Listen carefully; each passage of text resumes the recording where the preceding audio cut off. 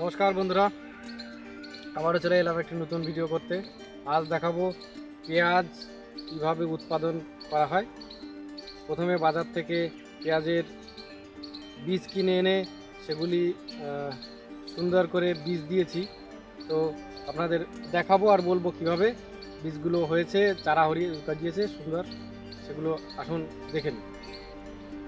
দেখুন, জল দিয়ে কাদা করার পরে বীজগুলো ছড়িয়ে দিয়েছিলাম। তারপরে সুন্দর সুন্দর ছোট ছোট চারা দেখুন বেরিয়েছে। আপনারাও চাইলে বাজার থেকে চারা কিনে জল দিয়ে মাটিটাকে কাদা করে, যাতে বীজগুলো ঠিকমতো মাটিতে পুঁতে যায়, সেইভাবে পেঁয়াজের চারা তৈরি করতে পারেন। তো আমরা সেইভাবে করেছিলাম, সুন্দর চারা বেরিয়েছে। এবার এগুলোকে কিভাবে আবার লাগাবো সেইটাই দেখাবো। যে এগুলো একসঙ্গে আছে তো ঘন ঘন আছে, এখানে সুন্দর পেঁয়াজ তৈরি হবে না, যার জন্য আমাদের একটু সুন্দর করে আলাদাভাবে লাগাতে হবে। একটা আলাদা জায়গায় গিয়ে এরকম সারি সারি করে লাগাতে হবে, সেটা আপনাদের দেখাবো, আপনারা দেখতে থাকুন।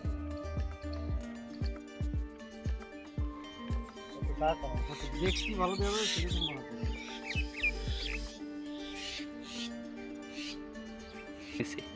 এবার দেখাবো কি করে চারাগুলো তুলতে হয়, সুন্দর করে তুলে দেখাবো, তুলে কিভাবে লাগাতে হয়।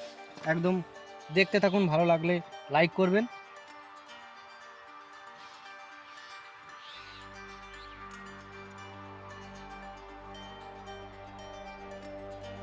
মাটিগুলো একদম ছাড়িয়ে নিতে হবে, যাতে শিকড়গুলো অন্য জায়গায় পুঁততে ভালো হয়।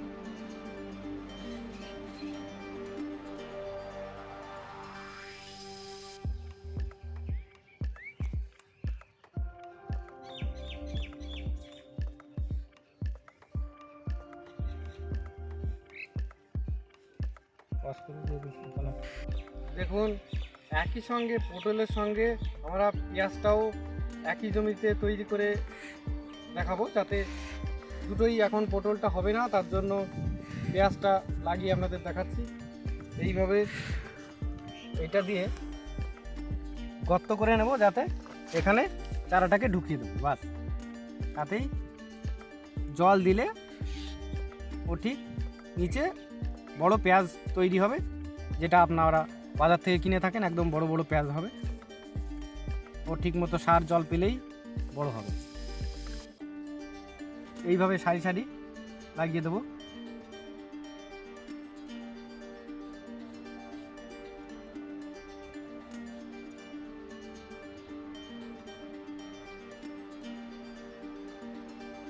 এইভাবে সারি সারি লাগাতে হবে।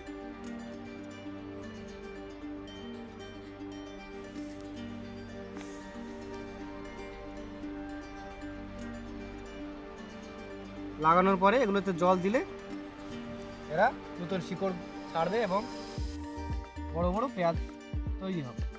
একদম সুন্দর এরকম লাইন করে লাগিয়ে দেবো।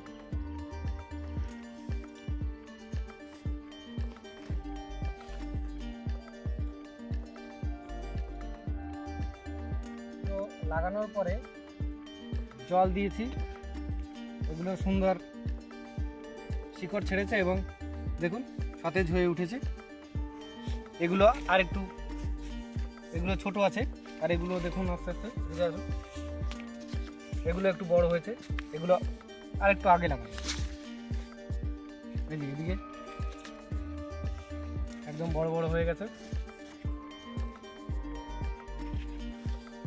একদম বড় হয়েছে। এগুলোতে জল দিতে হবে একদম সারি সারি, পুরো লাইন পর্যন্ত, পুরো একদম পটল ক্ষেতের উল্টো সাইডে সুন্দর করে লাগানো, যাতে পটলের গাছের যে সার ওরা না নিতে পারে। আলাদা যে সারগুলো হয় সেগুলো ওরা নিচ্ছে এবং পেঁয়াজগুলো বড় হবে। তো দেখুন পুরো লাইন বরাবর লাগানো আছে। আপনাদেরও যদি এরকম কোনো ফাঁকা জায়গা থাকে, আপনারাও সেগুলো ব্যবহার করে পেঁয়াজ রোপণ করে আপনি না কিনে নিজের বাড়িতেই পেঁয়াজ তৈরি করে খেতে পারেন। তো বন্ধুরা, দেখালাম কীভাবে লাগাতে হয়। এরপরে দেখাবো কি করে ওগুলো সার জল দিয়ে বড় হওয়ার পরে যখন তুলবো তখন আবার আপনাদের দেখাবো যে কীভাবে ওগুলো বড় হয়েছে এবং তোলার সময় কীভাবে তুলতে হয় সেগুলো আপনাদের শিখিয়ে দেবো এবং দেখিয়ে দেবো। তো দেখতে থাকুন, আর আমাদের ভিডিওটি ভালো লাগলে অবশ্যই লাইক করবেন আর আপনার আশেপাশের লোকদের সাবস্ক্রাইব করতে বলবেন। তো দেখতে থাকুন। এবার দেখাবো রসুন লাগিয়েছিলাম, রসুনও বড় হয়েছে এবং এগুলো থেকেও আমরা নিজেদের খাওয়ার জন্য তো লাগবেই এবং আপনারাও বাড়িতে লাগাতে পারেন। তো আসুন দেখা যাক এদিকে আরও আছে। দেখুন এই রসুনগুলো খুব ভালো হয়েছে, একদম বড় বড় হয়েছে। দেখুন গাছগুলো পেঁয়াজ আর রসুনের দেখতে প্রায় সেমই হয়, এগুলোর পাতা একদম মানে পাতার মতো হয় আর পেঁয়াজ হয় গোল মতো, ঠিক আছে। পেঁয়াজটাকে আমি দেখাবো আলাদা করে, রসুনটা দেখুন তো দেখতে প্রায় সেম, উপরে পাতা প্রায় আপনি যদি ভালো করে লক্ষ্য না করেন দুটোকেই এক মনে হবে।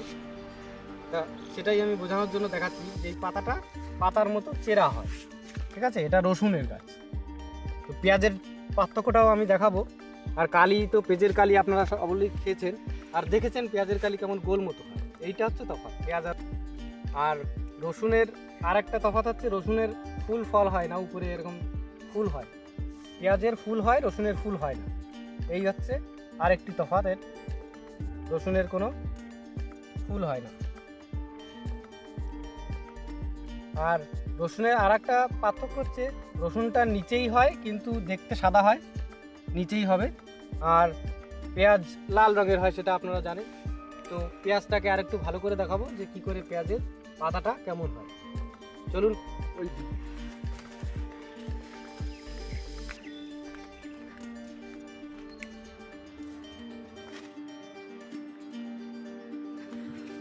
দেখুন এই হচ্ছে পেঁয়াজটা গোল হবে আর এখানে ফুল হবে, এই হচ্ছে পেঁয়াজ আর রসুনের ভিতরে তফাৎ।